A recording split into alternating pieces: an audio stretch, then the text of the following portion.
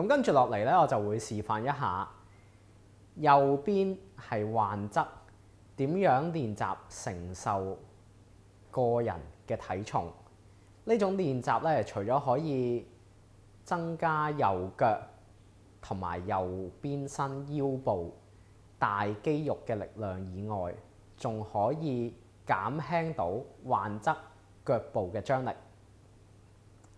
咁首先揾一個有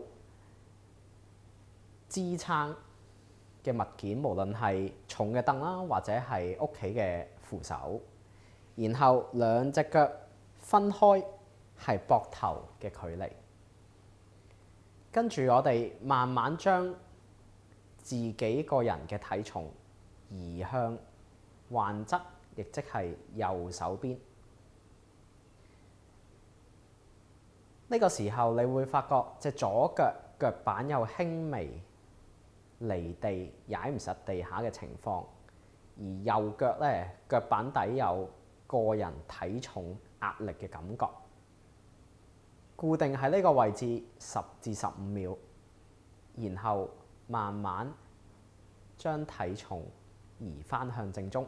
將重心擺向患側嘅時候，要留意個膝頭哥有冇突然之間跪落去。呢個時候要將患側嘅膝頭拉返直，亦都要留意喺承受個人體重嘅途中，個膝頭有冇輕微想曲落去嘅跡象。如果係咁，要即刻提醒佢拉返直個膝頭。要留意做呢個動作嘅時候，要避免透過側身，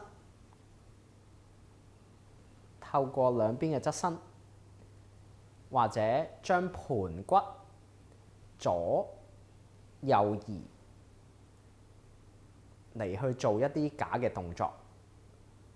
你應該將個人嘅體重喺條腰伸直嘅狀態之下，移晒去患側嗰邊隻腳。